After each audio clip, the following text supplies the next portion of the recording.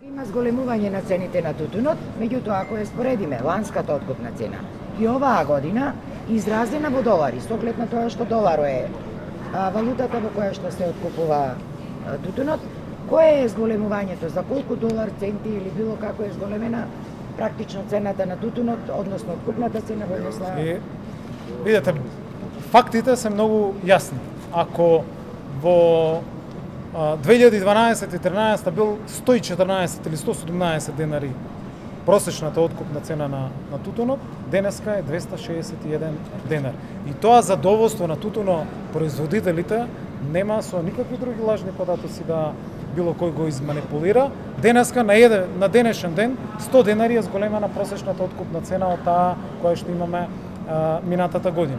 2017, 18 и 19 кога заеднички со промената на моделот и со целокупната активност на Министерството на инспекторатот бевме постојано на секој еден откупен пункт, придонесовме да навистина порасне откупната цена и тогаш имавме 215, 217, 219 денари, што исто така беше својвиден рекорд. Фактите и податоците говорат дека и денеска имаме рекордна откупна цена и дека таа од ден на ден расте. Се изразумеме наша национална валута е денарите и тутунот се откупува во денари. И извозот секако дека ако земете девизниот прилив е 140 милиони евра девизен прилив, а кој што пред неколку години беше и под 100 милиони евра. Така да секако дека зголемената поддршка, новиот модел на субвенции, зголемената грижа од страна институциите на државата за тоа како тече самиот откуп доведуваат до рекорден број на склучени договори и до рекордна откупна цена која што имаме оваа година. Ви благодарам. Ајде сега. Премиере, вака прво сега така. На 16 ноември имавте неизјава за медиумите, мислам, се насуваше на конзистентност за плати за државни службеници, ако се сеќавате. Пренесена беше таа изјава медиумски и имаше обвинение од Цветан Трифуновски, мислам, за директорот Миро Станковски дека зема 120.000 денари плата. Значи, на основ на, најверојатно предпоставам дека тоа е на основ на менеджерски договор, беше сложен тие пари, дали се изготвува ставуште законот во Министерство за информатичко општество, до каде е тој закон и како ќе успоставите тој ред. Прво директорите имаат плата врз основа зависно во која институција и во каква институција работат. Дали работат во трговско друштво, дали работат во јавно претпријатие или работат во државна институција. Конкретно за директорот, неговата плата е врз основа на договор, тоа може он да си каже. А она што јас како председател на влада и влада очекуваме е Тутунски комбинат Прилеп да креира добивка, која што добивка значи нова вредност за државата. Она што го знам е дека за разлика од годините кога ВМРО ДПМН беше на власт, овој Тутунски комбинат секоја година креираше загуби, а сега креира добивка. Значи тоа е нешто што треба да се пофали. Во однос на другите плати, јас ја почнав таа дискусија за прв пат во државата, никој пред тоа не беше спомнал, дека ние имаме една голема неконзистентност на платите во државата. Има јавни претпријатија кои што креираат со години загуби, каде што директорите имаат поголема плата и од председателот на државата, и од председателот на Уставен суд.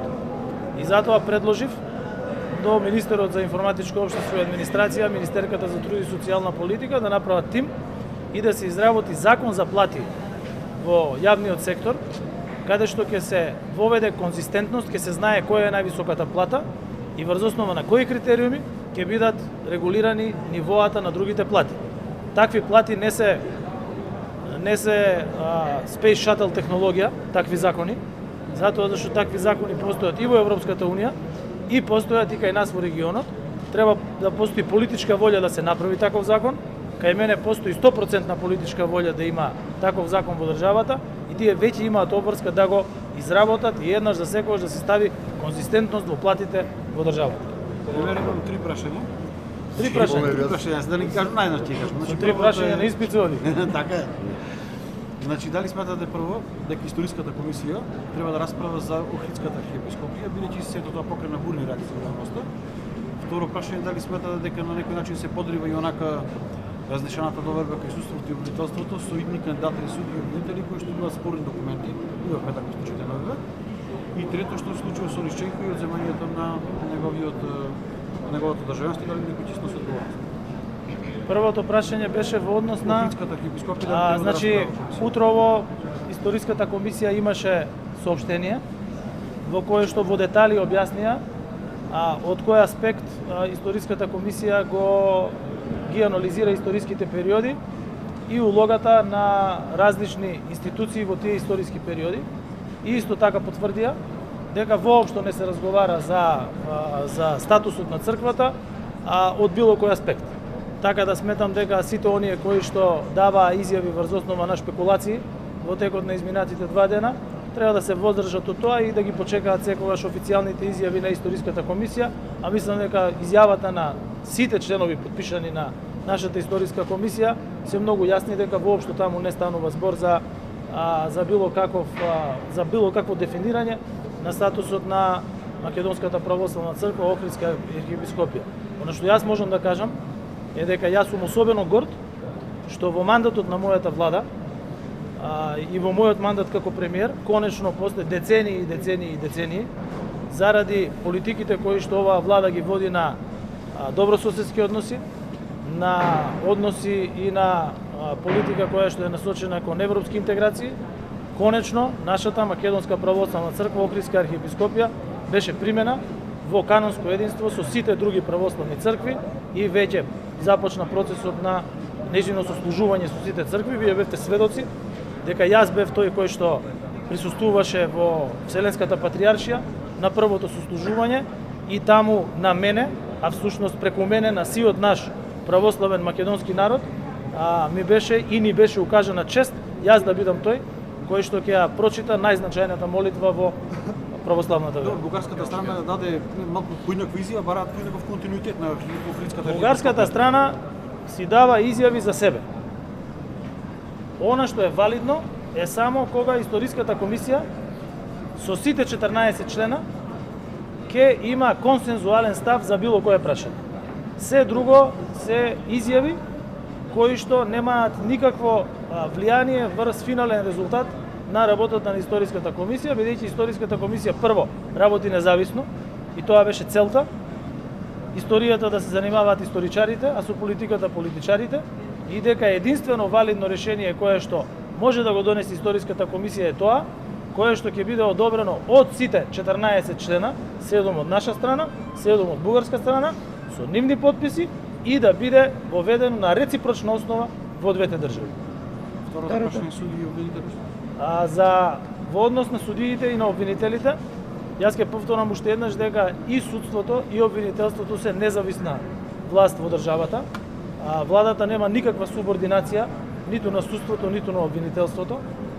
Единствена обврска на владата е да ги предлага законите во делот на правосудството и тоа го прави, кои што се однесуваат на усогласувањето на нашиот правосуден систем со системот на Европската унија. Ние веќе имаме поднесено голем број на закони кои што се однесуваат и на висината на платите, на доместоците на судиите и така натаму.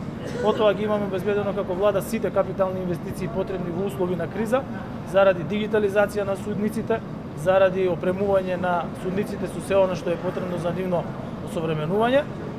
Дел од тие закони, за жал, заради блокадата на опозицијата не се донесени во собранието. Меѓутоа, во делот на прашањата на изборите и именувањата во судиите, јас не можам да во судовите, не можам да дадам коментар, тоа единствено може да ви даде одговор, да ви дадат одговор или во судската или во обвинителската власт кои што се независни од владата.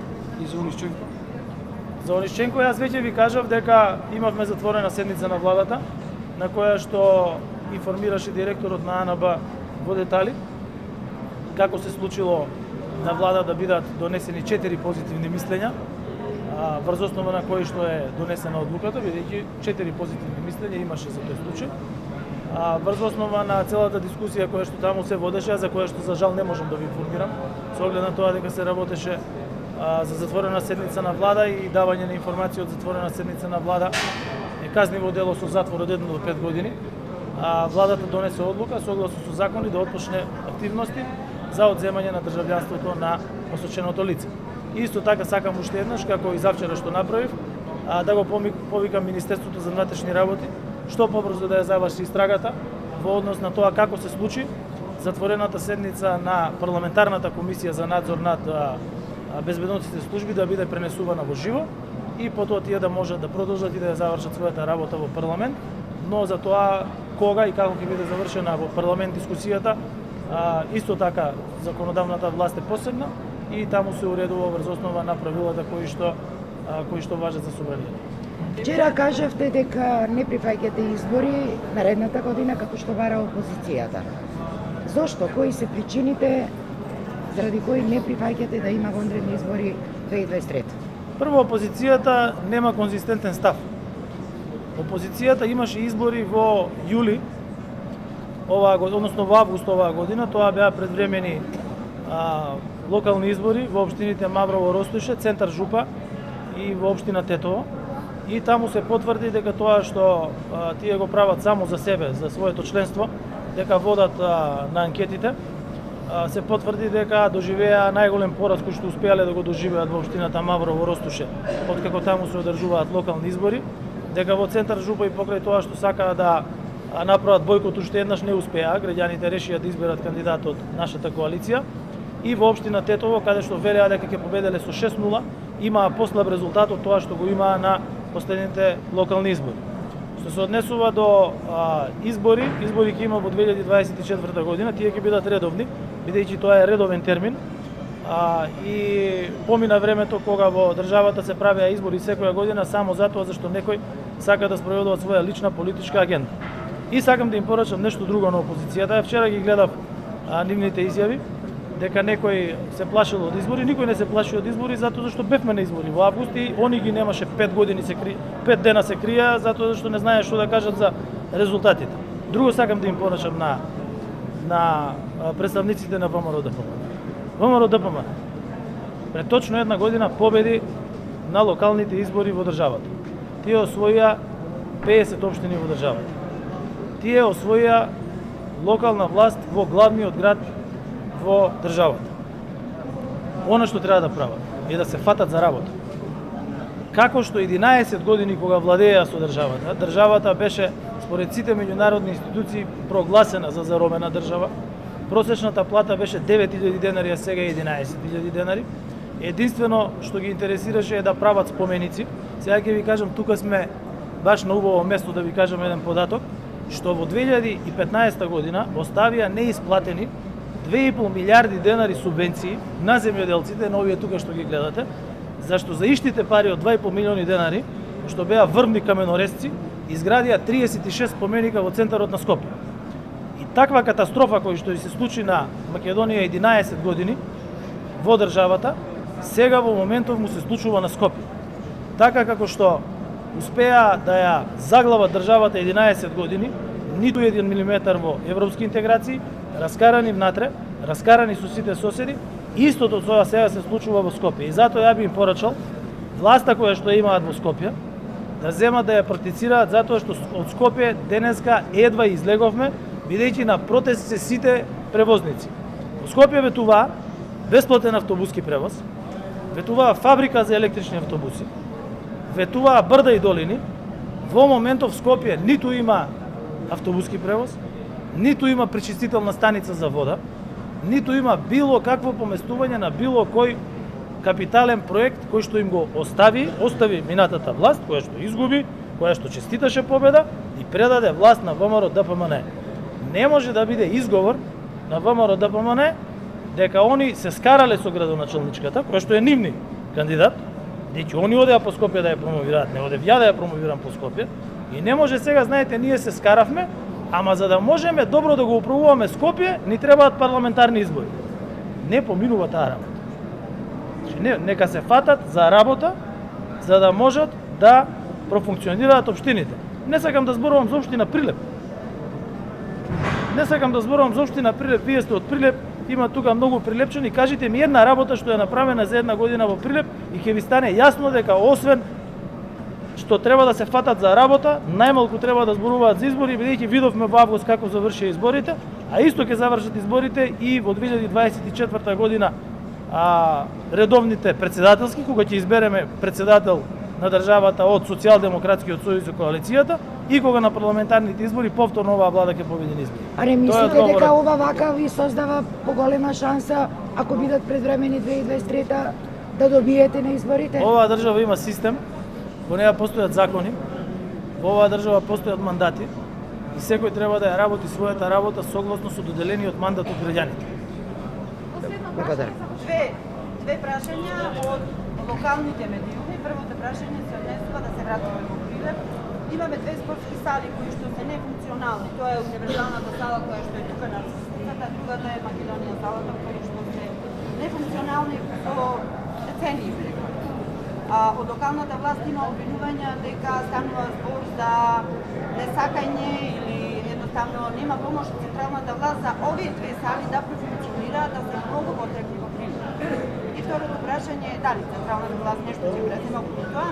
И второто прашање е поврзано со локалните медиуми, законот за медиуми, членот 102 кој што еве од поодамна е во некаква процедура, меѓутоа никој не знае до каде и дали воопшто ќе има некаква трансформација на тој член со кој што локалните медиуми би биле поддржани за да можат да опстанат. Во однос на првото прашање, одлично ви е прашањето и тоа е практично продолжување на тоа што јас го кажав во одговорот на вашата колешка. Локалната власт мора да работи за граѓаните. Правење на флаери, правење на саеми и отчети по скапи хотели не врши работа.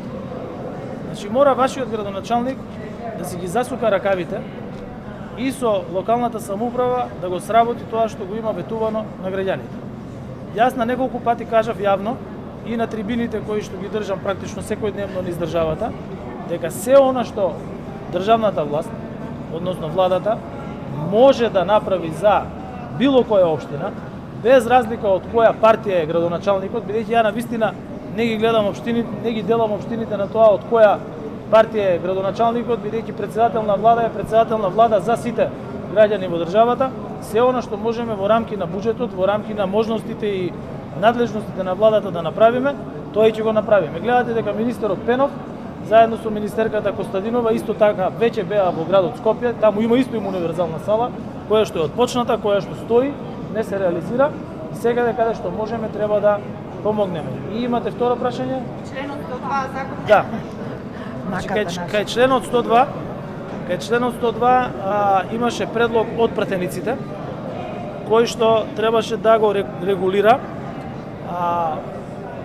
објавувањето на кампања од јавен интерес на масовни медиуми и тој закон беше предложен. Меѓутоа му се случи да има огромен број на амандмани од партијата Левица. Партијата Левица не може ни да очекувате ништо друго, тоа се класични популисти кои што никогаш немаат предложено ништо за граѓаните, освен критика на она што се прави за граѓаните. Меѓутоа можам да ви кажам дека какво и да биде решението, во случај да владата треба да преземе свој удел, тогаш она што ќе биде за